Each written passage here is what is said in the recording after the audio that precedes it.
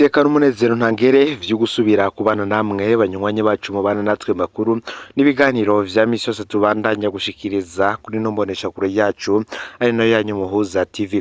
Uyu mwanya tugiye kubageza ko amakuru biriko biravugwa bigezwe ko ngaha mu gihugu c'u Burundi, akaba ari amakuru tuzaguruka hanini ko yariko aravugwa mu gisata ca politike. Turaza kwinjira cyane ku makuru arabana n'igihanga gikomeye cyane ngaha mu gihugu c'u Burundi, ni ryangange mu gisirikare. Uyu nguyu rero aratuma benshi bataronka itiro, aratuma mu biro vy'umukuru w'igihugu igikoba gicika, aratuma kandi ibihugu bibiri bibanye birabana ribi kubera wenyene. Uyu nta wundi ni General Godefroid Niyombare tuza kugaruka ko. Gusa imbere ko tuza kumugaruka ko mu buryo burambuye, hari abategetsi b'u Burundi bakuriye ko ibihano. Ibi ni ibihano bari barafatiye mu mwaka wa 2015 ndetse n'ubutegetsi bwa President Joe Biden, akaba ari leta zunze ubumwe za Amerika. Urutonde rwariho abategetsi indwi barimwo General Ngiyome Bunyoni, General Godefroid Bizimana yitavye Imana, akazamwo General Godefroid Niyombare, General Cyril Ndayirukiye, General Gervas Ndirakobuca, General Leonard Ngendakumana, Joseph Mathias Niyonzima batazira Kazungu ndetse na Alexis Sinduhije. Kuri ubu rero muri abo bose abagiye barateza ibibazo ubutegetsi uravye ni nkaho ari bose harimwo, ariko gusa uza imbere ya bose akaba ari General Godefroid Niyombare. Uyu ari mu bantu bivugwa yuko bashatse gutembagaza ubutegetsi mu mwaka wa 2015 gusa bikanka bikaza kunaniranwa. Uyu kandi ari mu bahoze ari abizigirwa bakomeye ba President Nkurunziza mu bihe bidasanzwe, yigeze kurungikwa mu makungu guserukira Burundi, gusa ataraheze ikiringo ciwe Nkurunziza yamugaruye igihutihuti nkamufashe mu ngorane yari yatewe nabo bagendanye, gusa n'ubu n'amaherezo yabandanije abamabi. Muti kuki tugaruye ivya General Godefroid Niyombare? Turaza kubigaruka ko mu buryo burambuye. General Godefroid Niyombare yavutse mu mwaka w'1969 mu gisagara ca Bujumbura. Mu mwaka w'1972 Godefroid Niyombare yarabuze umuvyeyi wiwe Paul Niyombare. Uyu akaba yari umuyobozi mukuru w'ibohero rya Mpimba. Yishwe co kimwe n'izindi ncabwenge z'abahutu uwo mwaka. Godefroid Niyombare yakuriye mu Kamenge arezwe n'umuvyeyi umwe yari asigaranye. Godefroid Niyombare harakunda kuvuga ko ivyo bihe bitoroshe yaciyemwo mu bwana vyamutumye akura hakiri kare, arazizwa amabanga responsabilité yo mu muryango akiri umwana, rirya yari umwana w'ikinege. Umuvyeyi wa General Godefroid Niyombare yamwigishije akiri muto kumenya kwifata no kwihagarara ko mu bihe vy'amagorwa. Akiri muto niwe yavuga ijambo habaye imanza mu rugo. Umuvyeyi wiwe ntiyemera ko baja kurondera uwundi mugabo aza kubavugira ijambo, kandi yaravyaye umuhungu nawe. Godefroid Niyombare uyu yize amashure mato mu Ngagara, ayisumbuye nayo kuri Lycée du Saint-Esprit mu gisagara ca Bujumbura nyene. Aho arangirije amashure yisumbuye mu mwaka w'1991, Godefroid Niyombare yarakoreye ishirahamwe NTARE, aranariserukira mu ntara za Kirundo na Ngozi. Mu birabana na politike, Niyombare yinjiye akiri muto mu muhari Parpe Hutu inyuma y'igandagurwa rya President Melchior Ndadaye mu mwaka w'1993. Godefroid Niyombare yahavuye aja kwifatanya n'abandi muri FDD mu mwaka w'1995.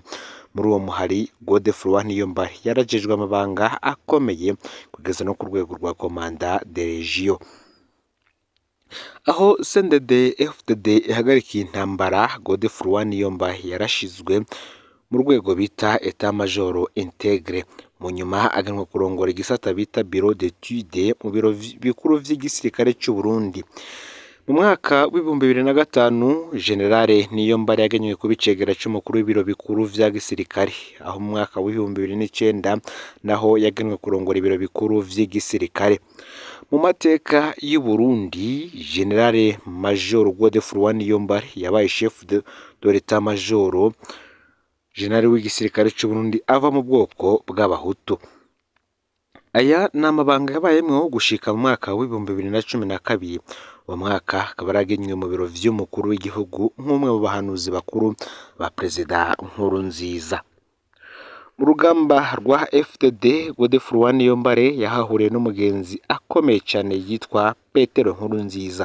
Uyu basangiye vyinshi, babanye muri vyinshi.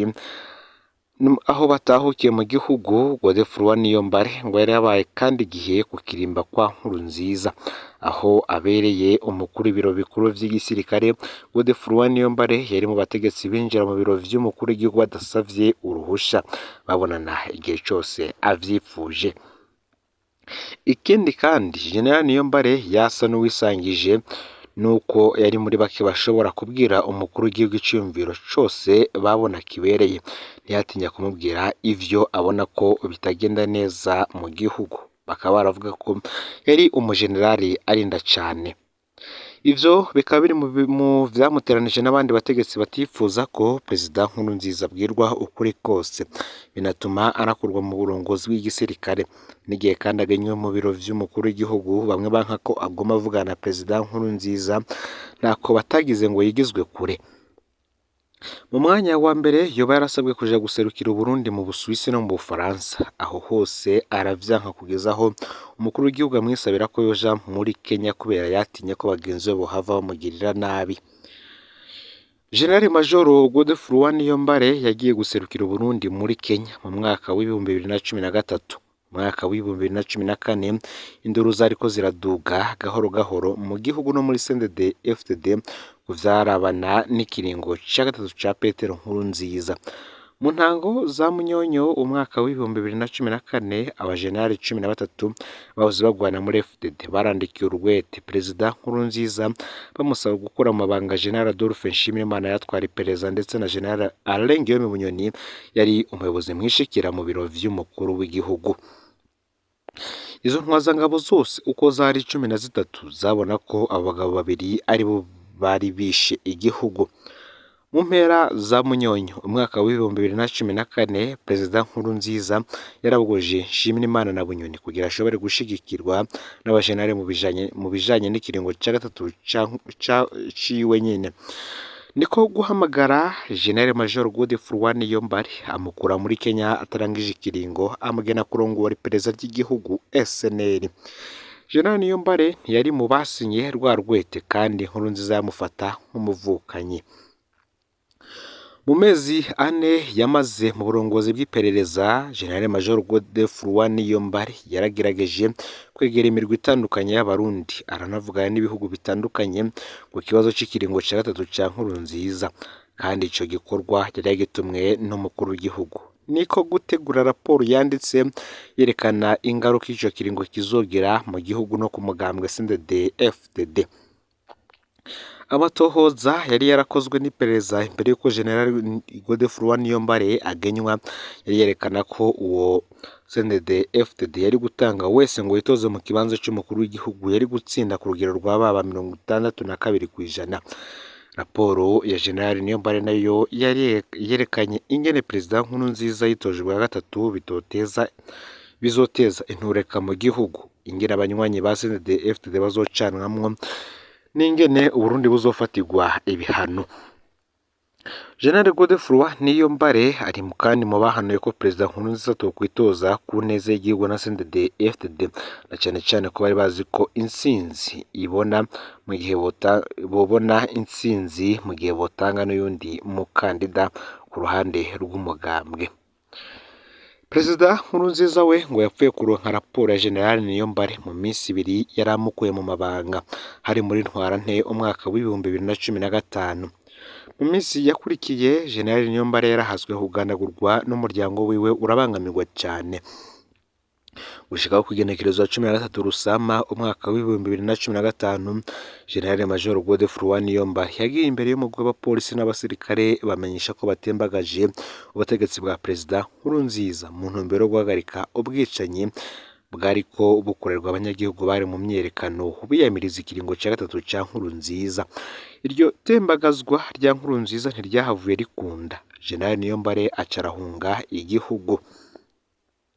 Ikintu kandi ngo gitangaje cyane ni ingene ivyo General Niyombare yatanze muri raporo yiwe muri ntwarante umwaka wa 2015 vyose vyabaye, naho uwahawe raporo atayikunze biraboneka ko ngo uwamuhanuye we yayubahutse kumubwira ukuri. Negake cyane ngo abakuru b'ibihugu baronka abahanuzi bababwira ukuri cyane cyane ku bitagenda neza mu gihugu. Si Niyombare wenyine kuko na Yeremiya Ndikumana nawe bari kumwe. Uyu Jeremy Ndikumana akaba yaravutse ku igenekerezo ya 16 Kigarama umwaka wa 1954 Ikiziguro muri komine Bukeye ho mu ntara ya Muramvya. Uyu nawe akabazwi kandi nk'umuntu w'umwete kandi arinda yamye afise indoto yo gushika kure mu buzima. Mu gihe yararangije amashure y'indera bigisha mu mwaka wa 1982 Yeremiya Ndikumana yaciye arondera ingene abandaniza muri kaminuza yigisha ivy'ubudandaji École Supérieure de Commerce, ayironkamwo urupapuro rw'umutsindo rwo mu bijanye n'amakori. Mu nyuma yarabandanije mu yindi kaminuza yigenga yigisha ivyo gutunganya amashirahamwe y'ubutunzi Institut Supérieur de Technique de Gestion, ayironkamwo impamyabushobozi ya lisanse mu mwaka wa 2014. Mu kazi naho yarabaye umwigisha mu Bukeye n'Igihanga, yarabaye umunyabigega comptable wa Société Bourse muri Siruko kuva mu mwaka wa 1988 gushika mu mwaka wa 1991, muri Sikopo kuva mu mwaka wa 1991 gushika mu mwaka wa 1995. Inyuma y'igandagurwa rya President Melchior Ndadaye, Jeremy Ndikumana yahavuye yifatanya n'abari ku rugamba muri FDD, yarabaye mu mabanga akomeye y'umuhari mu mpera, yaranawubereye umuvugizi. Aho CNDD FDD hagarikiye intambara, Colonel Yeremiya Ndikumana Murantumwe Jeremy Ngendakumana yarasubijwe mu buzima busanzwe abandanya ibikorwa vya politike. Mu mwaka wa 2005 Jeremy Ngendakumana yaratuye mu bushinga amateka. Umwaka nyene gushika mu mwaka wa 2006 yagenywe kuba ugendanira President Nkurunziza chef du protocole d'etat. Mu mwaka wa 2006 Jeremy Ngendakumana yagenywe guserukira Burundi muri Kenya, ariko ntiyatevye kuko yatumye ko muri Ruhumo mu mwaka wa 2007 mu nama nkuru ya CNDD FDD yabereye Ingozi yo gukombora umukuru w'umugambwe Honorable Hussein Rajabo. Muri iyo nama idasanzwe Colonel Jeremy Ngendakumana yatowe kuba umukuru mushasha w'umugambwe ya CNDD FDD. Jeremy Ngendakumana yafatwa nk'umugenzi adasanzwe nawe wa President Nkurunziza, aho mu mwaka wa 2010 hoba haratanguye kuvugwa ko yoba nawe afise indoto yo kuzokwitoza mu kibanza c'umukuru w'igihugu. Hari navyo vyavuyemwo ko ubutegetsi bwa Nkurunziza butashobora kuvyihanganira. Mu mwaka wa 2012 Jeremy Ngendakumana arasubirijwe na Pascal Nyabenda mu burongozi bw'umugambwe, acarungikwa mu nama nshingamateka y'ubumwe y'umuryango wa Afurika y'ubuseruko EAR. Umwe mu bagize inama y'inararibonye ya CNDD FDD Honorable Jeremy Ngendakumana nawe yarahanuye Petero Nkurunziza muri ntwara n'umwaka wa 2015 ko atokwitoza mu kiringo ca gatatu kuko yabona cozanira amahana igihugu. Ivyo bikaba vyarongereje kumugira umwansi wa President Nkurunziza, maze mu mwaka wa 2017 aca arasaba ubuhungiro mu mahanga.